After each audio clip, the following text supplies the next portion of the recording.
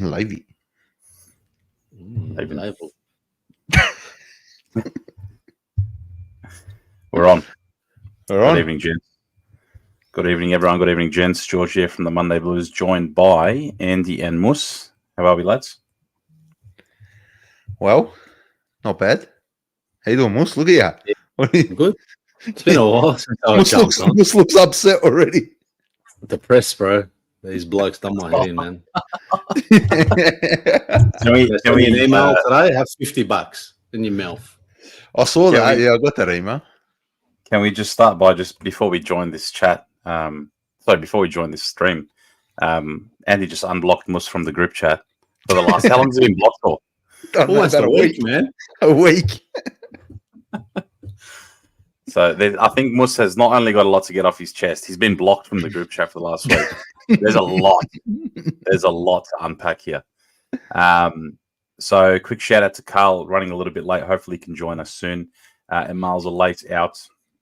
His folks got back from overseas. Welcome back to his folks as well. So hopefully might see him in the comments. Good evening to everyone in the chat. We'll give it a moment. We've got a few people joining us now. Hope everyone's been well. I haven't done this in a while. It's a couple of weeks now. So it's good to be back. What have you boys been up to? You can take Andy. this, No, you go.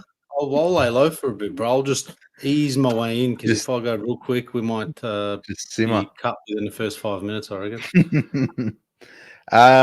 Just really enjoying the off season until trade week started, to be honest. But just enjoying the off season, working hard. Shops flat out because of the warmer weather, which is fantastic. 18 Devon Road, Pascoe. You come in, you mention Mus Cracker Smile, and you get 10% off.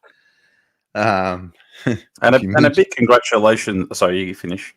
You mentioned there's another code word if you mention something about a certain team. Oh yeah, if you come in, are we allowed? Are we allowed to go there? Maybe give another minute. At the end of this, we'll talk about it. A big congratulations to Andy for the launch of his wine label. Thank you, sir. Yeah, I've got my own wine label going. Lanita Estate Wines. New exciting venture for myself, and wrap to get it going. Wrap to see where it goes. Bit of a mission, but love it. That's all that's been happening on my end, man. Oh, also I've been doing Unfiltered with Rocco, which has been hilarious. I think it's been a pretty good show. If you don't know, I've been doing a show with Rocco on the Jumper Punch called Unfiltered, and we go into each episode with no plan, no structure, and it could go anywhere.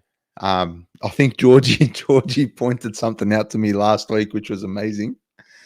I had some food, some nice Lebanese cuisine going, and had the arot there as well. And like, it's all quiet, it's all good. And then Rocco out of nowhere just goes, I got a question for you. Do you guys believe in aliens? And that summarizes Unfiltered. That actually summarizes Unfiltered. So, tune in. It'll be Wednesday this week, 9 p.m. on the Jump Punch. So, yeah, Mus, how you going? Look at you, simmering over there in the corner. I am. It is actually quite warm. I had a warm day today. I am on a low heat, a low simmer. All right, good. Bit disappointed with trade week or whatever it was, trade couple of weeks. They need to reduce it firstly. If I get that off my chest, is that it's shambles. No one does nothing, and then last minute there's all this talk, and then nothing happens. Just do it for 3 days or something. I don't know, half a week or 48 hours, or at tops a week, Monday to Friday. I don't know. I totally agree. Yeah. Cool. I've been all right. Everything's all right. That's good. Enjoying the time off. It's been good. Enjoying the good weather. Hopefully we get some more. And good, nice, lovely. Should we get stuck into it then? We shall. Actually, Georgie, how have you been, my friend?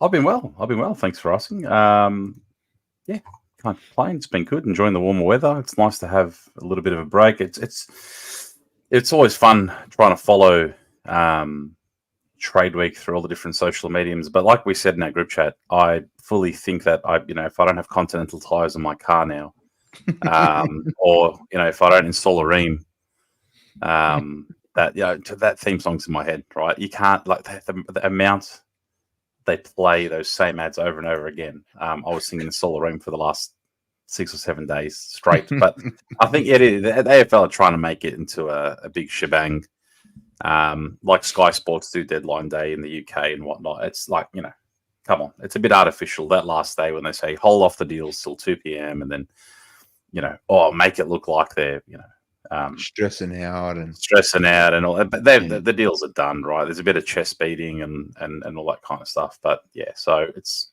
I think, a little bit needless. And the last they maybe make it a week as well. You get less crap happening, and then the pick swaps are open all the way till almost 2 weeks before the draft anyway. So, but yeah, well otherwise. And a quick apology, my internet's a bit unstable, so I might be dropping in and out. You guys are lagging for me a bit, but hopefully it withholds. I do want to give a big call out as well to our sponsors who supported us all year, Blues Crypto. Big shout out to Ua and the team at bluescrypto.com. He's flying. Blues Crypto is absolutely killing it. If you haven't checked them out already, go check them out. I bought a Lambo. The last couple of months, he's absolutely been smashing it. He's got the Ask Me Anything sessions. I think they've changed the time slot there, but check it out on bluescrypto.com and all his socials. Whether you're new to investing, whether you're a seasoned investor, or check him out and the team at bluescrypto.com. They got a really cool product, and it's backed by not only a lot of Carlton fans, but it's actually gone international. He's really proud of what he's achieved as well, and really appreciate his support this season. Thank you, Uda. Thank you, the team at bluescrypto.com. Absolutely. All right, so a bit to unpack. I just judging from.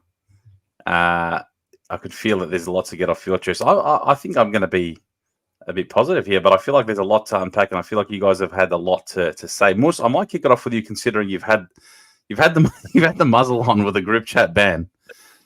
So I feel like there's a lot you want to say right now. So I'm going to throw it to you first, mate. I think we can kick off with why I was actually blocked from the group chat. Yeah, let's tell them why. One comment, one word: flag pies. Blocked. Instantly blocked.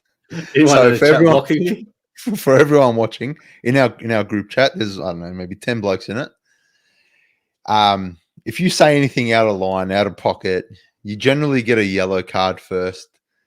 Yeah. But then if you say something, diabolical, it's just a straight red. And Mus actually received several reds just by saying flag pies. So rightfully so, he's been blocked for a week. So yeah. I don't know. I guess they got it done with you. For me, it was just the whole, as you touched on, George, the debacle with Houston. It's all everyone spoke about for almost a month, and then all of a sudden ends up at Collingwood. And then you hear all this stuff at the end. Oh, he wanted to go to Carlton. He had convos with Voss and all the rest. That fucking pisses me off, man. Really pisses me off. And then I found that. Did you find it interesting that he came out and actually said that though? I did. Felt like it was slightly disrespectful to Collingwood. I think that's when I said flag pies. It was.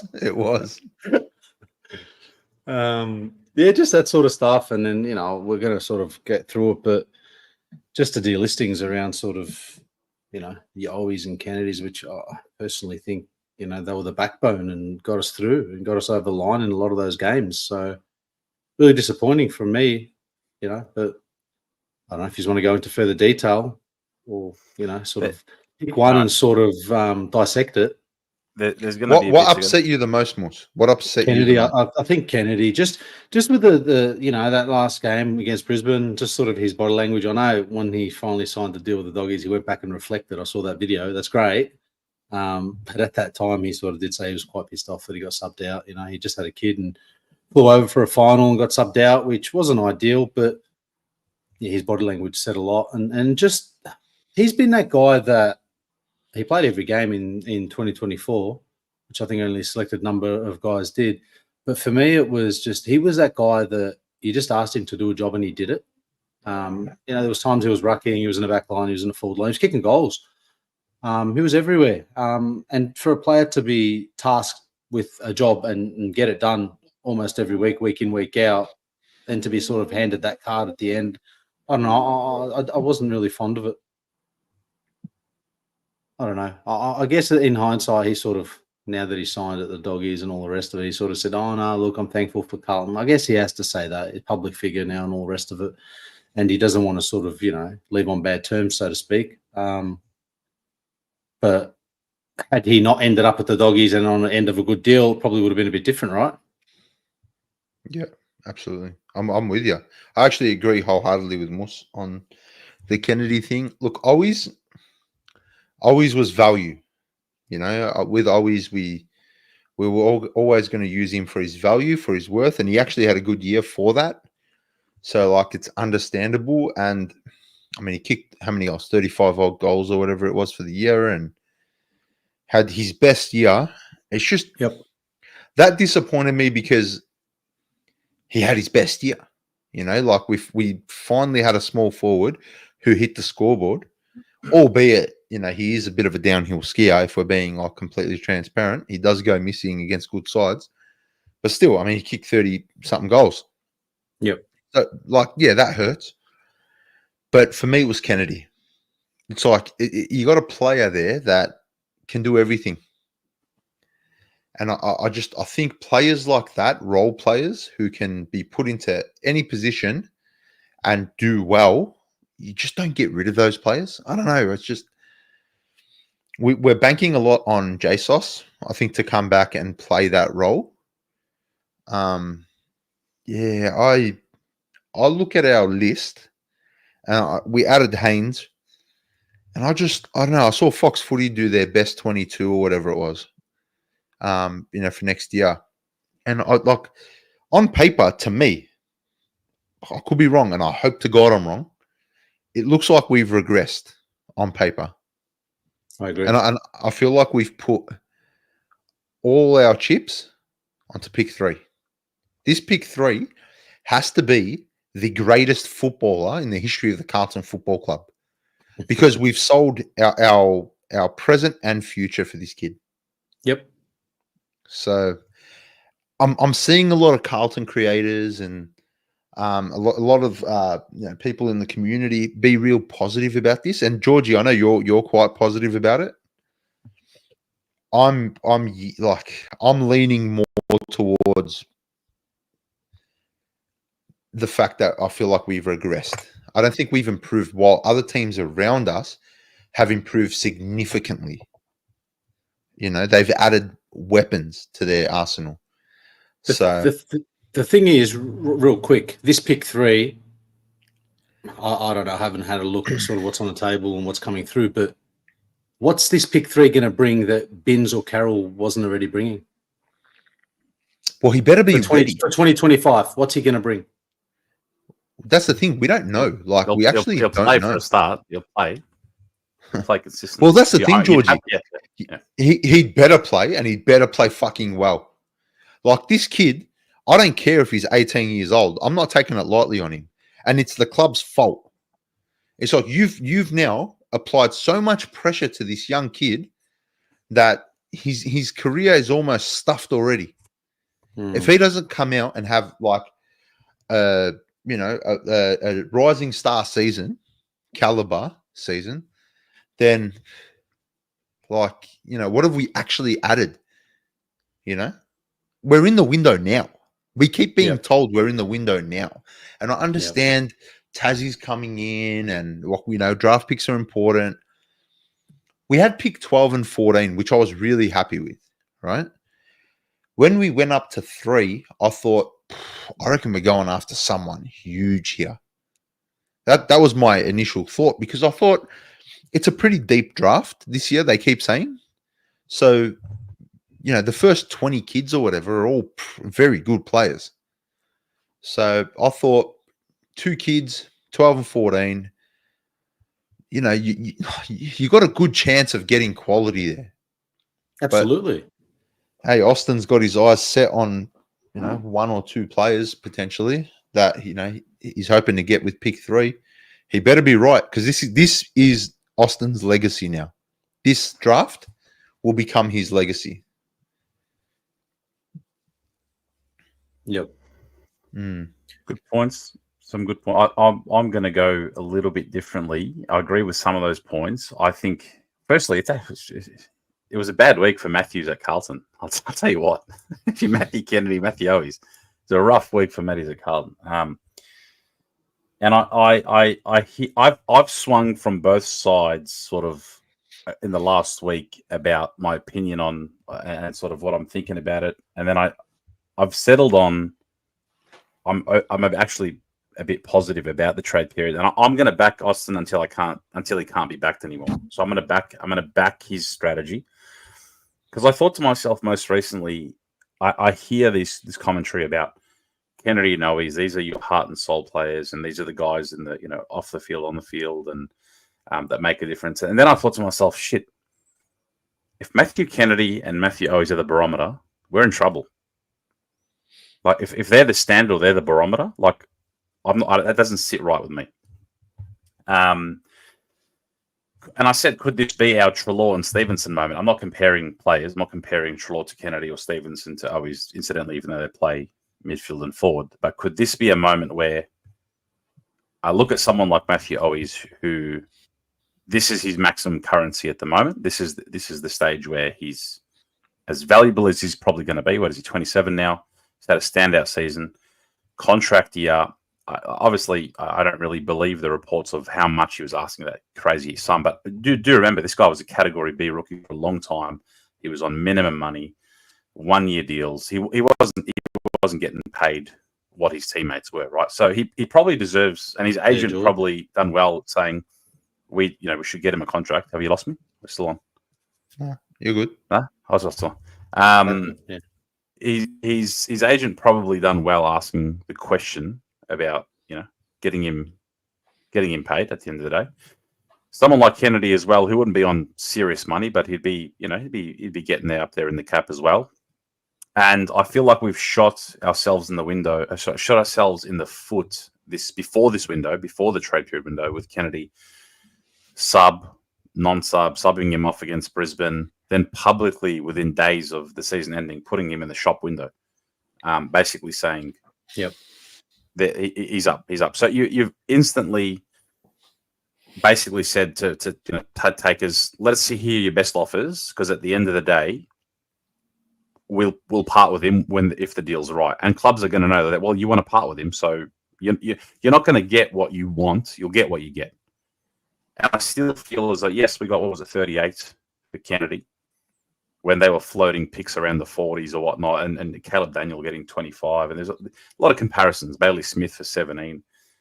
I feel like that was 25 would have been a dream. They would have been amazing, but I feel like what we got was probably what we deserved for Kennedy, purely because of the treatment of Kennedy and how we publicly shopped him. Absolutely. Met him a couple times, lovely bloke, even at the best and fairest. You could tell he's a bit of like the joker in the rooms, or that guy that sort of brings people together. Absolute great bloke. But we've also said it for such a long time. Are we too nice as a club, and are we scared of making some of the harder decisions or conversations happen? Because I feel like we are that team that everyone's comfortable, everyone wants to stay, we're all friends. It's great. Maybe in hindsight, we'll look back at this moment and think, you know what? This is what might have galvanized the group to say, nothing's guaranteed. Nothing's guaranteed anymore. No spot is guaranteed just because you're a nice guy. Yes, you might be serviceable, but just because you're nice doesn't guarantee you a spot. I disagree. Okay, Gamos. Yeah, because Bro, he has done everything. You can't ask any more of this guy. He wears his heart on his sleeve week in, week out. And you said, nice guy, gets around the club, gets around everyone, right? Yeah. Have I still got you there, George? You cut out? Yeah. Yeah. And then you signing blokes like Duran. I'm sorry, but bro, I'm going to call it out. You signing blokes like Duran. Fantasia still gets a game. Like, are you serious, man? So I'm going to... Okay, so what Mus said right now is exactly like pretty much what I was going to say.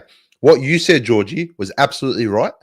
As far as we're too nice of a club, we're just keeping players that shouldn't be on the list, just because they're nice and all that. That message you said is perfect, but I think the recipients were wrong. Yep. So I think you piss Duran off, who's shown absolutely fuck all his entire career. He's nothing, bro. He won't be that guy. And I hope to God he's wrong. He'll come out next year, kick 60 goals, win Norm Smith, win a premiership medal, all that. I don't care. But right now, I look at Owies and I look at Duran and I think we signed the wrong person. But the reason, like, I know why we did that, because Owies is the one with actual value. And I think we signed Duran because of just kind of depth, maybe, because Williams will definitely be that guy in the forward line. So, like, I get that. But Kennedy, for me, I'm with Moose. Bro, the bloke gets 25, 30 touches a game. His disposal efficiency is generally pretty good. He busts his ass. He puts his body on the line. Like, what more could he have done to get, like, you know, to get a contract or whatever? Or he was already contracted. Like what does he want? I just think, and I might be in the minority here, but I think Michael Voss is fucking clueless. I put this position that we're in at the end of the season of 2024 solely on Michael Voss. I saw everything I needed to see from him in that Brisbane final. Yeah. So the thing that I'm more disappointed about than the team is that we haven't improved in the department that matters most, and that's the coach's box. We've done nothing in the coach's box. Every single person has said that Michael Voss just needs good people around him. He needs better people around him. Well, let's try to get better people around him then. What are we doing? Do you know what I mean? Like, on field, off field, bro, you could have Gary Ablett Sr. in your goal square. You could have Gary Ablett Jr. in your midfield. But if Gary Ablett Jr. is being told to just bomb it long without fucking any tactic whatsoever, well, Senior's got no hope. So it's tactical. It's 100% tactical where we go wrong. Yes, we copped injuries and all that, but even before the injuries, we have no game plan. Like, if anybody can seriously point out our game plan, point to point, from back pocket to forward pocket, you can't tell me that there's a clear-cut game plan. So, like, for me, and this is what I'm so pissed off about with the club, right? And again, I hope I'm wrong. I love this football club, and hey, we cop a lot of shit for our opinions, yeah, but at least we're fucking ballsy enough to do it on camera, on the fucking internet, where people can go back and say, hey, look what you said fucking 8 weeks ago, right? So, like, I hope to God they come back to this video and they say, oh, look at this dickhead calling Voss clueless or whatever when we win the flag next year. I hope to God I will stand corrected, and mate, I hope I'm wrong. But like I said, everything I needed to know about Michael Voss as an AFL senior coach, I saw when he shit himself and went upstairs in the last quarter, and whatever quarter, second or first quarter, when he was just sitting on the bench, just staring into the fucking abyss. Like, he showed me everything I need to see. I have so much anger and frustration towards this football club right now, because these blokes, like, we sit here and we burn about this club. We burn about, like, the results. These blokes don't care. They act, it's a job for them. And we say it 100 times. We need to sort out our coach's box. We need tacticians in the coach's box. We can't have coaches who are just happy with just, bomb it long and hope for a mark. And then just, we'll try to lock it in our forward line by pressing up the ground. But then we have no fucking forwards who know how to tackle. So the ball's going to go out and they're going to score over the back every fucking week. Like, I'm so done with our coaching team. We need changes in there. And if I'm not saying sack Voss, personally, me, myself, Andrew from the Monday Blues, mate, I would have sacked him 2 years ago, halfway through the season when we lost to Essendon that year. He would have been gone, right? But, you know, they proved me wrong that year, kind of. They made a prelim. Absolutely. Well done. Hats off. But we have regressed so much, and I don't want to hear the excuse of injuries. Injuries, every team cops injuries, right? Yes, we copped a lot. But even before the injuries, our game day tactics are horrible. Horrible. So is this 18-year-old that we've now just like traded 2 years worth for? Is he going to be the difference maker? He has to be. The I don't club think is so. banking on it. Well, like I said, Austin's legacy rides on this pick. It rides. Mate, I'll on be this surprised. Pick. I'll be surprised if he gets 10 games. I'll just put that out there right now. But if he plays 10 games, I'm serious. this year, I'm serious, George. I know you're laughing, but get this moment. 25 minutes in, I will be surprised if he plays more than 10 games. Wait. 10 games next season? Yeah, next year. I thought you meant in his career. Hold on. No. So this is the thing with pick number 3, right? Yeah. So it could be a Judd, it could be a Dow, right? Like the range is huge, right? And talked about it earlier. Like the blokes that are picked around that mark can be like they can change that club, right? I think in the chat we mentioned before, you know, your Dacostas, your Sheasels, your Judds. What was Harley Reid taken? Not taken on. What was he? It was one. He was picked one. It was one. Yeah. So the interesting thing about this year's draft, you know, is that when you talk about pick 1, there's almost like no definitive universal answer like it was Walsh or like it was Harley Reid. There's a mix of 3 or 4 different names that could be taken at number 1 purely because of how strong allegedly this draft is, right? And he's found a comment he's in. The thing is, though, George, while you're on that, on your Lana. I did go on a bit of a rant. I'm sorry. Hit the like button. Hit the like button. Fandy's red. Sorry. What's you going? Yeah, I was just going to say this is like, and the way you've summarised this draft, it's like I don't know if anyone remembers.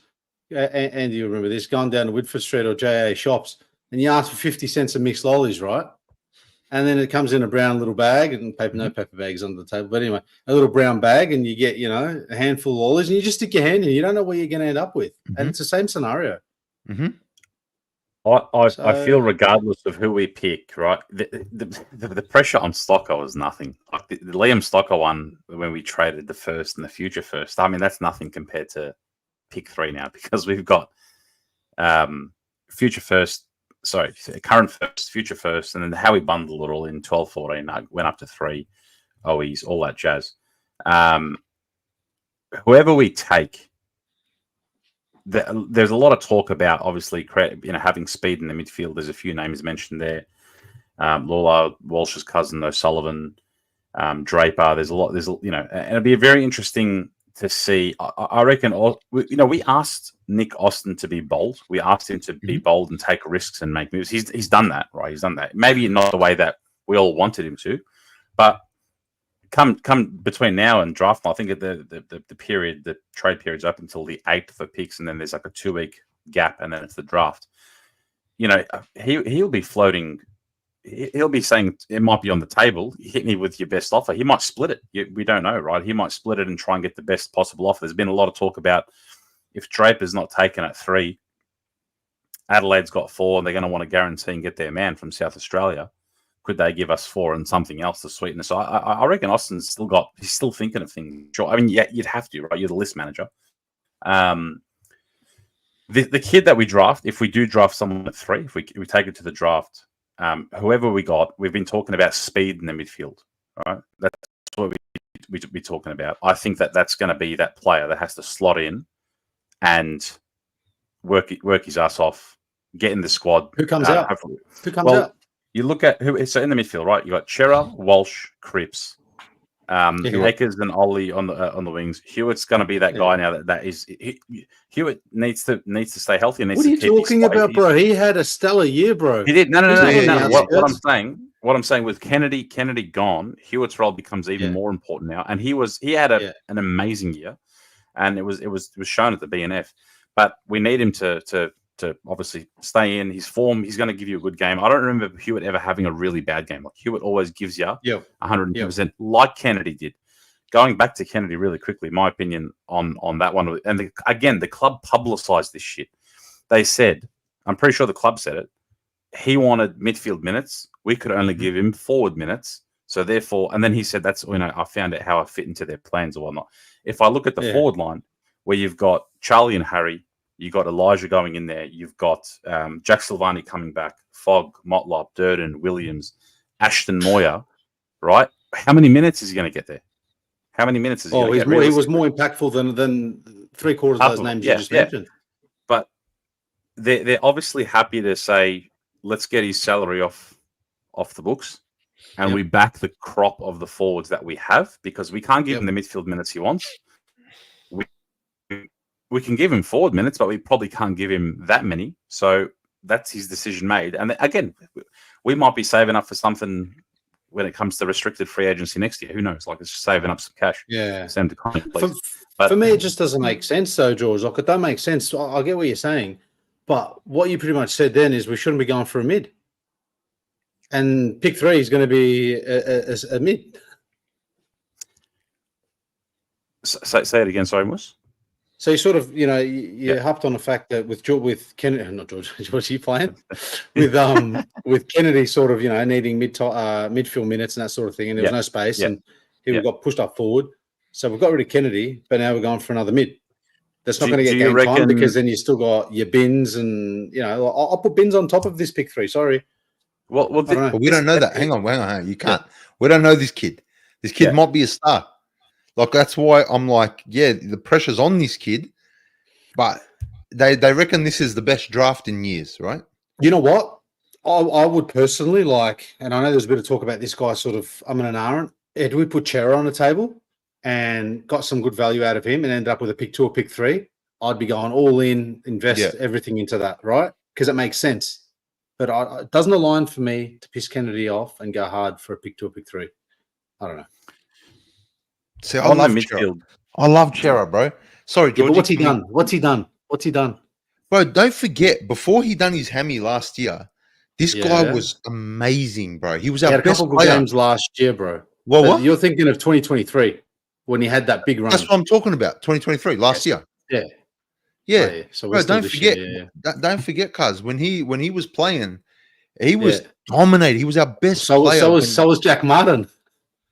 Yeah, but that's a bit of a different one, right? Because Jack Martin, I think we've seen the best of Chera, bro. I hope I'm wrong, but I think he's done.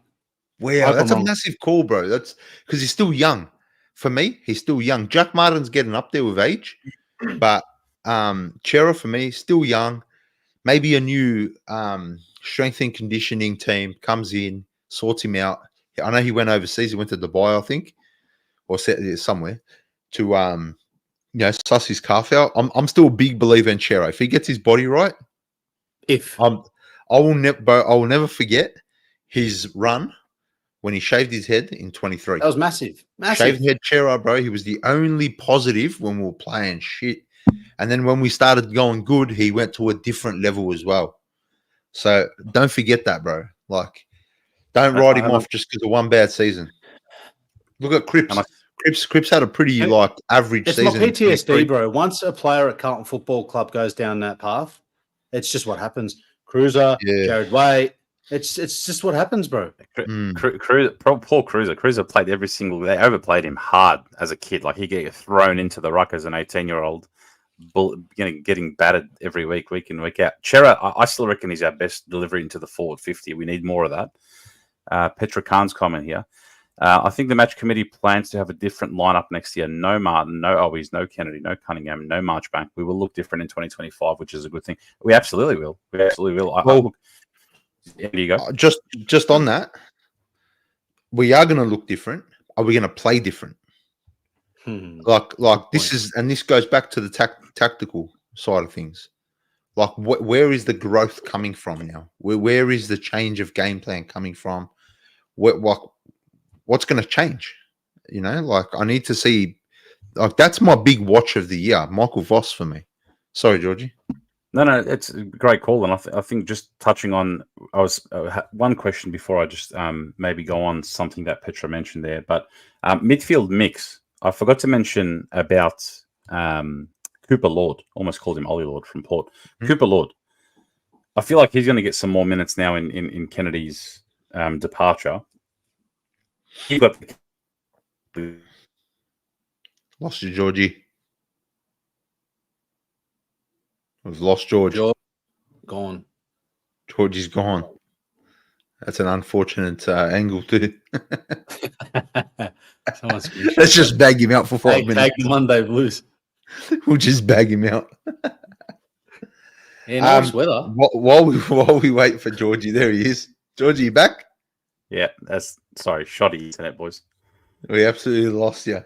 Yeah. Something about Cooper Lord. Cooper Lord, more minutes in Kennedy's departure. Interested to see what the midfield mix is going to be. But I want to touch on, speaking of no Marchbank, Haynes coming in, we're looking at that back line. I still think we haven't addressed a proper long-term partner for Jacob Wiedering. Considering that if the club's going to say, I forgot to mention Brody Kemp, looks like he's just going to stay up forward, it seems like. Are we going to swing him? What are we going to do with him? Should we have targeted someone a bit more aggressively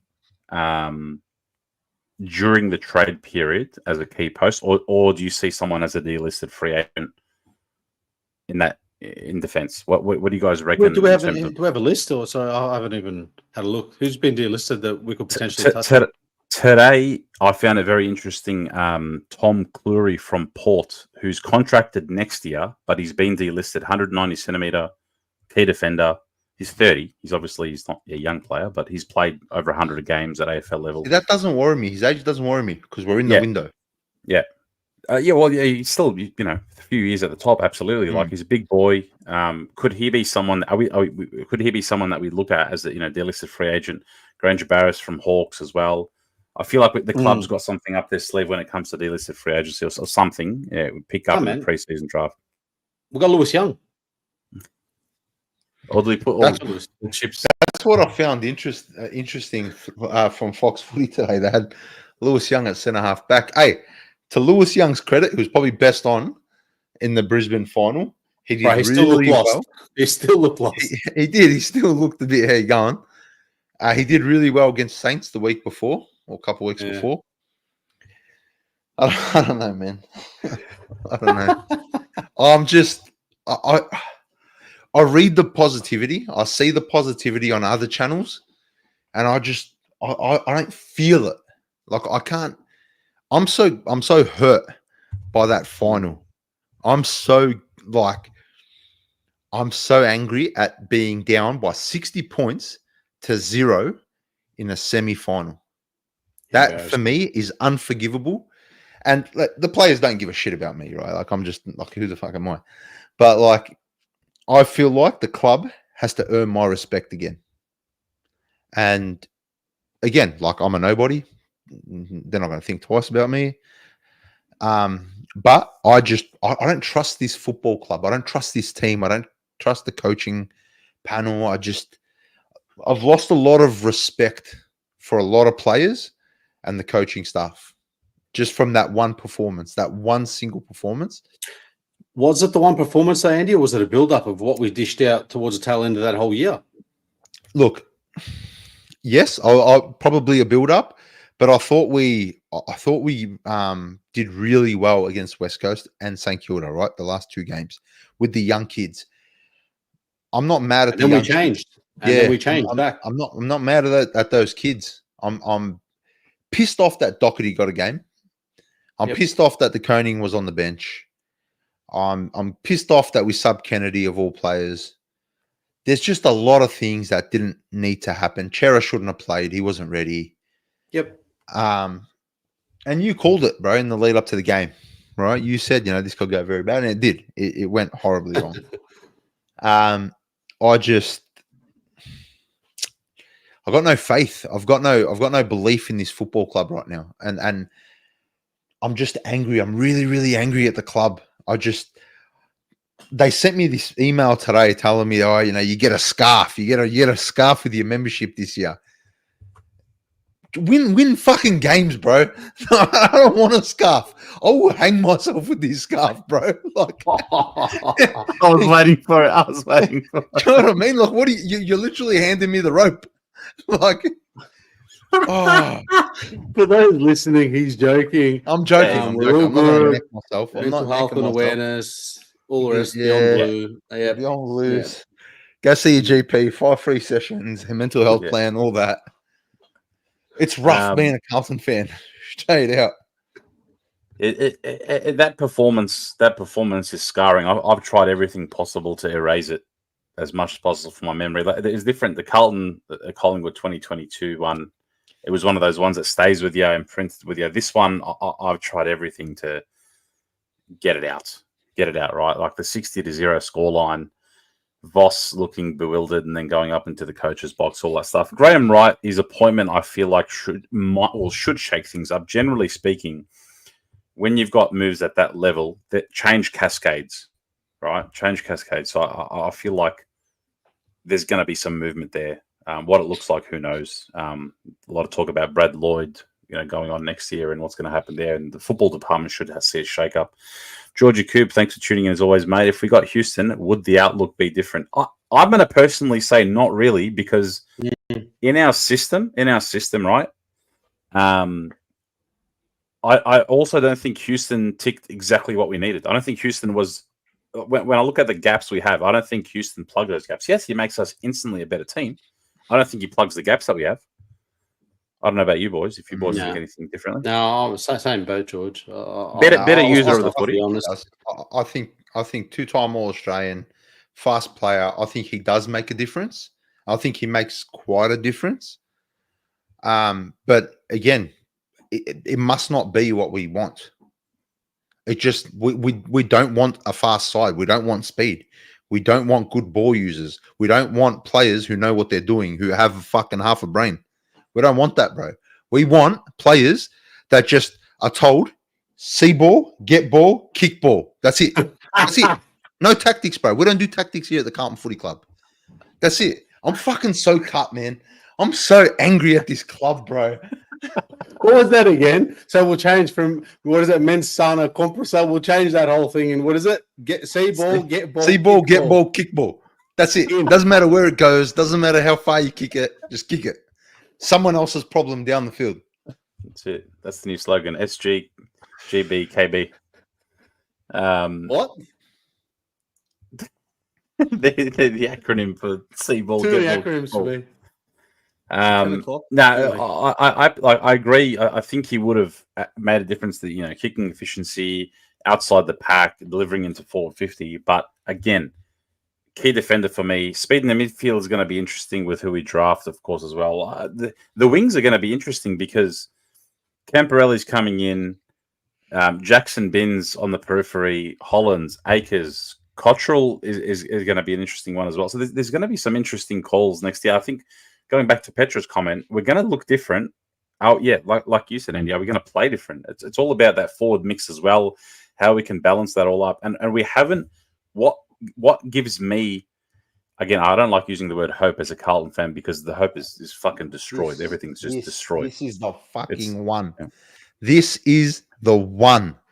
If you don't fall in line at the Carlton Football Club, if you don't sit there like a good boy and do as you're told, you say what we tell you to say, and we can't have you. You're not good for our culture. Stronger together, all that bullshit they fucking feed us. Petro, good, interesting comment there. Houston also answered media questions honestly, and the Blues can't have that. It's not just internally in the club. There's been some ex-players when they go on to represent the club that we've heard of that, unfortunately get muzzled as well. So it's a great call. Bro, it goes beyond that. Sorry, George. I'm just going to jump in. I feel sorry for George. Every fucking presser. Every presser. Wait. I feel sorry for George. George is like this positive guy today. Me and Musa just ripping into him in the club. Let me tell you why. If I was of the same thought and on that train, this episode would be like the Carlton Essendon episode. It would be a train wreck. So yeah, go on. Off my chest, bro. I've been sort of banking all this since the game. Bro, you hit the nail on the head with that. I am sick of these Vossi fucking pressers. We've got to get to work. I'm very proud of the boys. I'm proud of this. I'm proud of that. We're getting to work. We're getting it done.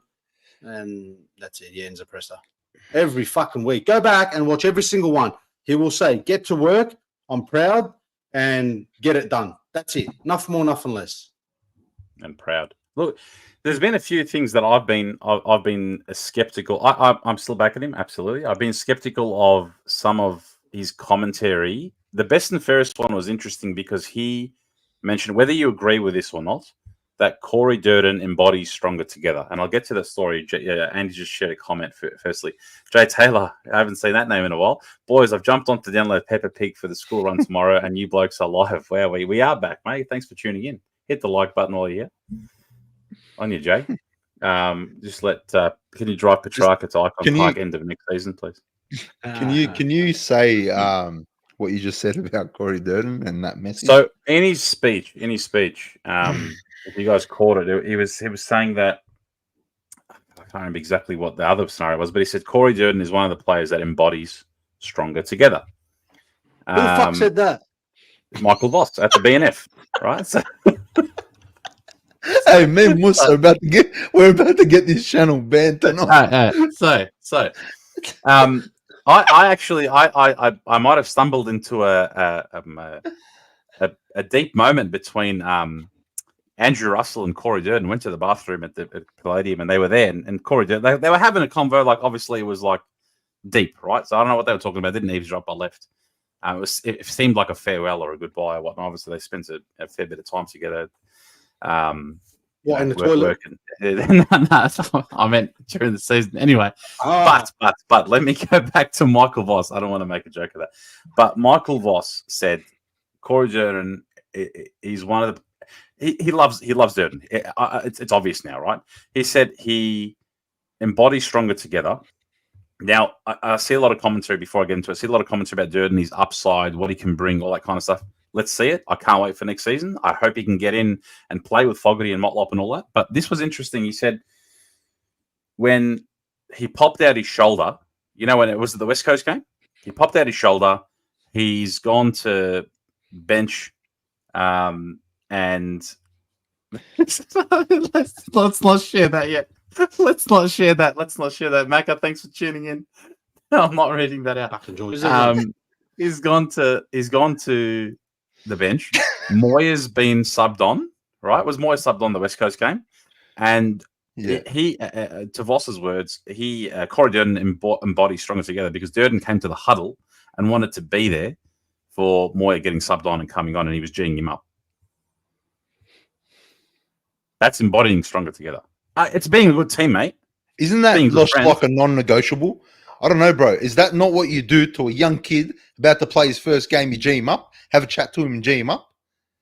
That's just what you do, is it not? Bro, I G up my customers when they tell me, yeah, you know, I'm going to a party tonight. Yeah, bro, G up. Well done. Fucking go hard. Like, shoulder, man. It's just what you do. We accept the bare minimum. The bare minimum, bro. And we get rid of someone like Kennedy who puts his body on the line week in, week out. This bloke is going to have CTE for the rest of his life because of poor tactical fucking kicking. And, you know, look, I hope to God Corey Durden comes out next year and just proves us wrong, has the best year of his life, kicks, I said 60 before, I want him to kick 80. Just has a blinder, but I can't see. And from mine, not knocking him for this particular conversation, it's more Voss that I'm thinking, okay, if you're going to use that as an example, surely there were other examples. The night was all about Cripps. He won every award under the sun. I'm still angry that they awarded best finals series player. That's the dumbest award in history, by the way, this year, right? Like I said, it hadn't been handed out in a decade. You know, they got the dust off it. Walsh was very deserving last year. This year, forego that award, right? Mm-hmm. It's all about him. Yes, there surely should have been other moments, and I get it as a teammate. You G up, the camaraderie, G up your young players, you G up people having their first game. But does that embody stronger together for you? And is that why he is the barometer, right? Like I didn't necessarily agree with that, with his sentiments, but let's see it next year. He obviously rates him. He obviously loves him. He sees the upside, the forward pressure. Let's see it hit the scoreboard. Let's see him. I'd love to see some upward trajectory, like what Fogarty's been doing as well in the side. I don't know. I feel like going back to a previous comment I made earlier about Kennedy and Owies leaving. Is this that mini reset button? Is this the kick up the arse? Is this that reality, or is that culture shock that the playing group needs? Yes, these guys were obviously well-loved on field, well-loved off field. I felt sick seeing Kennedy in a Bulldogs jumper. Hated it. Love the bloke. He sits under that many hospital balls for this club. But is this the moment that shocks the team? And there's no more playing nice and just being nice. And because you're a nice guy, you get a contract. And I'm not saying that he doesn't perform. He performs well. But is this the one? Is this the moment? Could this be our Treloar and Stevenson moment where we look back on it and say this galvanised the group, this changed things? I sincerely hope so. I know Mushy said earlier he didn't agree. We won't have the answers. Right now, do you believe that? I truly believe. I don't want to use injuries as an excuse. I feel like if we get continuity, and with the players we have, I don't think we're the best. I think we're in the top. We're not even top eight on paper. I'll just put that out there. I think with this, slander me for this, smash me for this. I feel like we are absolutely top 4, and if we're not striving and thinking that internally, what the fuck are we doing, right? With the talent that we have, and again, we use that word talent, right? And on paper, and when I talk about game plan, at our best, and Andy, you said this every week, we are unstoppable. Yeah, I was at our worst, at our worst, and when we are out coached, we are unwatchable every game. So if you stem that, if you plug that and you stem that, and you can get continuity in this team, how much volatility was there with the back line, with the midfield, with the forward line this year? Yeah, but we got worked out. I'm sorry, George. We got worked out, bro. I think you're looking at the tail end of 2023. We did nothing. Mm-hmm. We did nothing in 24, bro. Yeah, we had a good run. We had a good run halfway through the year where we beat a few, we beat Port over there, which was a good win. Yep. On hardball get butt and just getting the ball forward and just miraculously kicking goals. Yep. That was it. So if you remember that run, right? We beat Gold Coast first. And I wasn't happy with that win. I remember saying I wasn't happy with that win. Then we beat Port, and I was happy with that one. Then I think we played Hawks and Freo. No, we didn't play Hawks or Freo. Oh, we beat them by 60. I'm pretty sure, didn't we? Was it 60 by 40? Didn't we? No, I'm talking about this year. I'm talking about this year. Oh, this year. Oh, sorry. I'm talking about this year. Yeah. No. So we played the Suns, then we played Port, and then we played Geelong was in there, Essendon was in there. Geelong were having their down patch, right? And we smashed them. Right, that was a good game. It was a great game. That's the game where I thought, hang on, I think we were watching a potential premiership side here. Fuck, was I wrong? And then the Richmond game, right? We won by 10 goals. Don't forget, we're up by 6 or 7 goals, and they came within a goal. So, that wasn't it's so weird to say a 10-goal win wasn't convincing, right? But it wasn't that convincing for me. And then 7 goals up against GWS, and the season goes down from there, right? Yep. At what point during any of our wins was it a tactical win for Voss? Have we ever had a tactical win based not on talent, but on Voss's tactical win? Now, the Port Adelaide one for me, when we stopped Houston, that was a little, tactical win for Voss. But of all our wins, and you can go back to since Voss started, right? Have we ever said that was so well coached? We were really well coached this game. No, it's always talent. How many heart stoppers did we have? How many, do you know what I mean? That was it was never like, oh, that was such a great move by Voss to move this player here. That hasn't really happened. And I could be wrong. I can't remember, bro. I've just got this rage, this cloud of rage over my head. Mick OB just said it in the chat. Zach Williams forward, and I think Chincotta for a few weeks was a great move. I'll give him that one. And then he just kept going with it. It was like he got worked out. What's his name? Zach Williams got worked out. Zach Williams forward. I think we had no choice.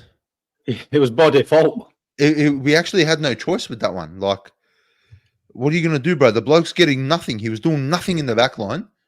That was a Hail Mary. I don't think they sat there during the week and said, yeah, let's really push Zach Williams forward and, maybe we can do this and change the way we changed nothing. We just put Zach Williams forward because he's was doing nothing in the back line. I watched Zach Williams, I think it was Collingwood, against Collingwood earlier in the year. I watched him crumble. He lost all self-confidence in that game. I saw it with my own eyes right in front of me that he lost all self-belief in that game. And he wasn't the same until they ended up chucking him in the forward line. And it wasn't in the forward line. Didn't we put him on the wing? And then he just went forward for a little. I don't know, bro. I refuse to give Voss credit for anything. Yep, anything. I'm with you. I notably that this is about a trade period recap. We've spent about 10 minutes talking about trades. We've just slated the club. To get it off my chest, George. But no, I think there's a lot. This is what happens when we don't record every week. There's a lot of banks, but just quickly going back to trade period recap. What's that? That's what it's about. Bro, what did we give up? 12? Pick 12. No, and so what was the other one? Let me share this banner again. So in Nick Haynes, 3, 38, 63, 68, future second rounder types of Brizzy out. Yep. 12, 34, 66, Kennedy to the Dogs, Owies to West Coast, and a future first and second rounder. The draft picks we currently hold going in at the moment of the draft, or maybe you might trade some, but 3, 38, 63, 68, 69, 72. They're high, bro. Now 38. Well, look, it's an interesting strategy from the club because 38 for Kennedy, that's the sweet spot where they're rating Ben Campo to get drafted at. If he gets nominated before that, Sauce will pick him. That's he's a dog. He's a dog.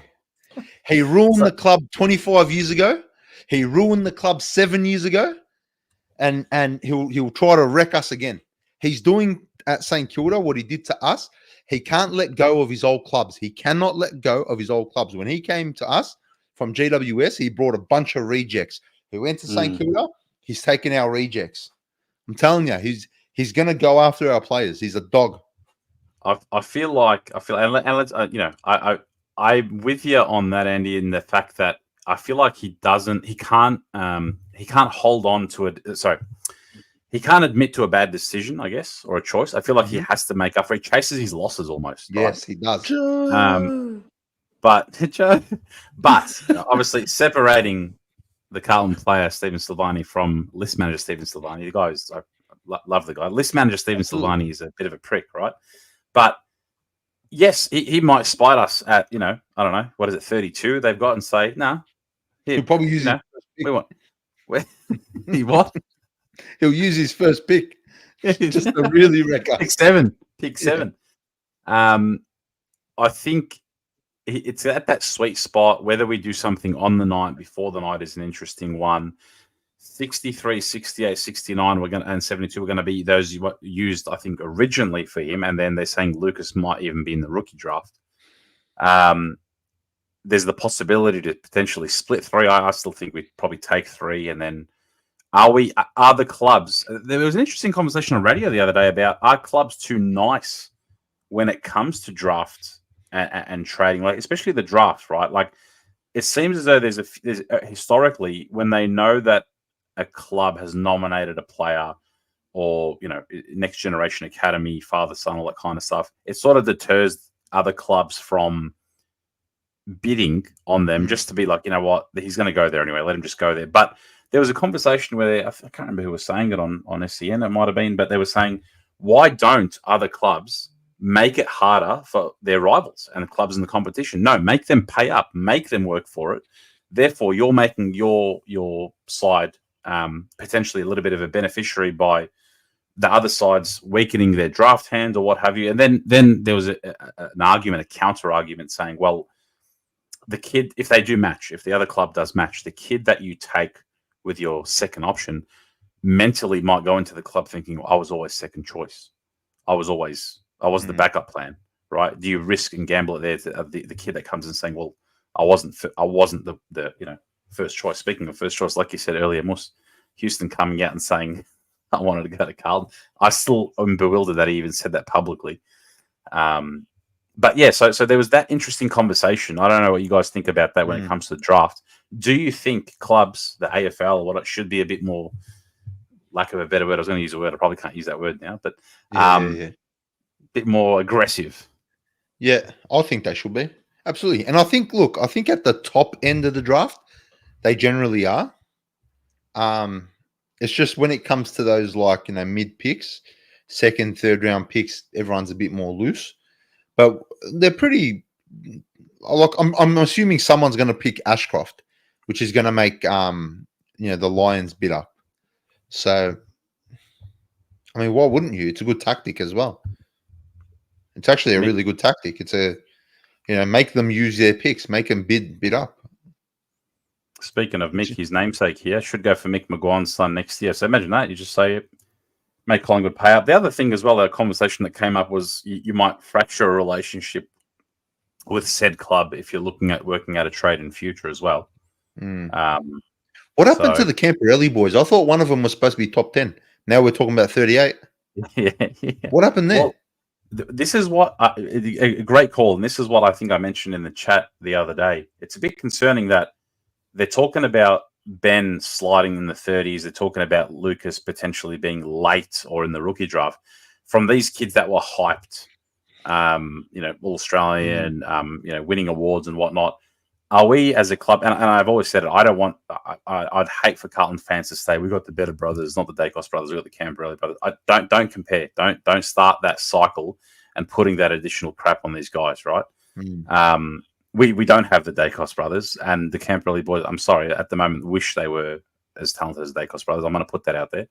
I really hope -year-old just that mate. They absolutely will. I'm sure they'll be great players. I sincerely hope they do. I don't want Carlton fans to start thinking we got the Dacos brothers. We do not have the Dacos brothers, right? Let's just be completely transparent. But now they're saying, okay, they might be undervalued. We're going to get a bargain. Are we trying to convince ourselves that?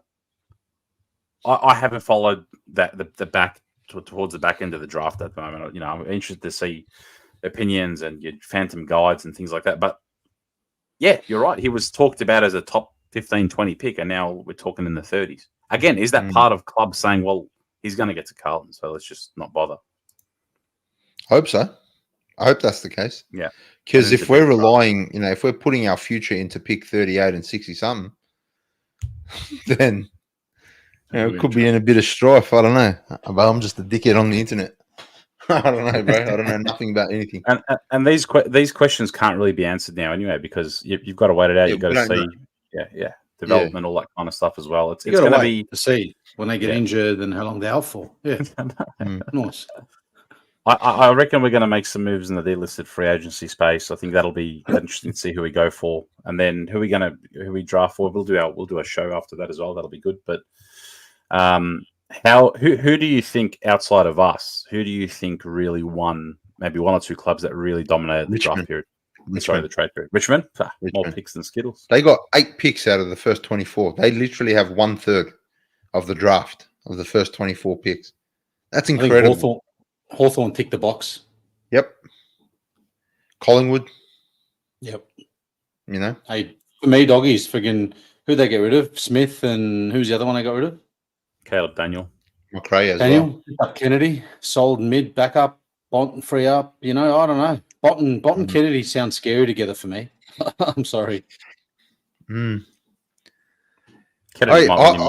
actually really hope Kennedy has a great year, man. Same with Owies. I think he will. How long till Owies tugs the jumper? I don't want to see that, bro. I don't want to see that. I don't want to see that. It's going back to Richmond. Yes, they got rid of a lot of Baker, Rioli, Bolton. A lot of talent. So they'll have a lean year next year for sure. But come a couple of years' time, if this draft is as deep as they say it is, they could be looking back at this crop. It could go one of two ways, really. It could be the dynasty. You could start a new dynasty for them, or it could be pretty bad. So, I'll tell you what could happen with Richmond. Sorry, Georgie. Yeah. Well, they could have, if they pick 6 or 7 out of the 8 that are great, you got to pay these blokes in 5 years' time. Yeah, and in absolutely. 5 years' time, you got Tassie who are going to be poaching players as well. So, I mean, if they stick together and they do a pact, as our boys said they did, then who knows? But Yeah, it's and it's a great call, and that's a problem. I think a similar problem that Suns and North will have when it comes to all these young guns eventually wanting game time, wanting contracts. Speaking of Suns, when it comes to trade week, are they like? I want to deal with Suns every year, like because they just seem happy to just give away whatever, right? Port fans, obviously, Port and West Coast fans at a stage are absolutely melting down. Port fans, talking to the club saying that we're holding firm, we're not giving Houston up for 2 first round picks, rejected an offer, and then all it was, it took pick 50 to make them fold. Yeah. It's an interesting one. What would you grade? What would you grade our trade and restricted free agency period? What would you trade it? What would you grade it? I'll maybe go first, being the positive one, because I'm keen to hear your opinions. But noting the period, everyone in the chat, actually, if you're in the chat, grade it in the chat. Yeah, make sure you hit the like button. Are we doing letter grade or out of 10? Yeah, letter. Give us a letter. Letter grade. I'll go B plus. I'll go B plus purely the fact that we didn't address. I would have liked another defender. I know Haynes is a bit of a stopgap, but I would like another defender. Whether we address that in delisted free agency, and I'm still mixed emotions on the Kennedy. I know why it was done, but we're banking a lot into the pick 3. Why I rated him B plus is that Nick Austin has balls. He absolutely makes things happen. We asked him to be bold, and he bloody well done it, right? So he makes moves, he makes things happen. And I like and I believe the strategy. I'll trust his strategy until I can't. And yeah, trust the process. That's my end. And we look like we're going to walk out of here with pick 3, the Campo twins, and hopefully a couple of delisted free agents as well to shore up the team. But you boys? I must go because I feel like I'm in the middle. Bro, what you said before, you said, what would you trade it? I'll fucking trade the whole trade. It was all rubbish, the whole thing. Shit. What did we get? Done yeah. Bro, I wouldn't have delisted Kennedy. I wouldn't have delisted Owies. Oh, they did a job. Traded. Sorry, I wouldn't have traded Owies or Kennedy. I probably wouldn't have even delisted Marchbank. Yeah. You've been calling for Marchbank to be delisted for 2 years. I was gonna say, hold on. Well, just on the fact that you can't just drop that on us. The only reason we did nothing. 10 past 10 on a fucking Monday. We did nothing to address the gap that we had in the back line. That's why I'm just a bit scared of that, George. And you're probably right. I hope that we do pick up someone. But I think that he would have been a better suited player than Lewis Young. I'm sorry. I just saw more from Marchbank than I've ever seen from Lewis Young. So I don't agree with that. And there's those players up forward that I think should have got a tap on the shoulder over Kennedy any day of the week. But I don't know. If I was gonna give it a rating, I'd probably say a C. It's better than just I thought. A flat C. After all that, trade everything in, get rid of this bloke, get rid of that bloke. I'm a bit what's the word? A bit colourful tonight. Wearing white. But I don't know. I'm not a big fan, but you can't really call it yet. Just you've got to wait and see what happens with the draft, right? It's early days. Yeah, but right now, as it stands, right now, I'll sit on a C. On a C. Yeah. But, I'll throw a minus there. C minus. Yeah. See, I was gonna say a C plus because I feel like we sold the farm. We absolutely sold our future, right? I'm worried about the Camporelli boys being so far down the draft. So, like, are they going to add? We're in the window now, right? Like, are they going to add? And pick 3, this kid has to be a gun from the get-go. It's none of this waiting for 2-3 years. Let's say, nah, bro, we're in the window now. We need someone to come and add to us right now. So, there's that, and I don't think, as Georgie said, I don't think we filled our voids where we. I mean, we got Nick Haynes, cool. Kennedy probably could have played that role. So yeah, it's a C plus for me. I also think that other teams around us improved a lot more than us, as it stands. So yeah, do you think we went after Tom Barras? Surely we made a call. I don't think we did anything. Yeah, well, no. Was it 14 that got it done? No, sorry. 14 got it done. Yeah, it would have got it done, but we ended up with it. So I'm hoping to God we made the phone call. And it might have been one of those where he just said, "Look, he's got his heart set. He's was publicly nominated. It would be interesting if we we done the deal with the club that wanted him, and then we ended up snatching him underneath their noses." But yeah, look, I would imagine that Nick Austin would have asked the question.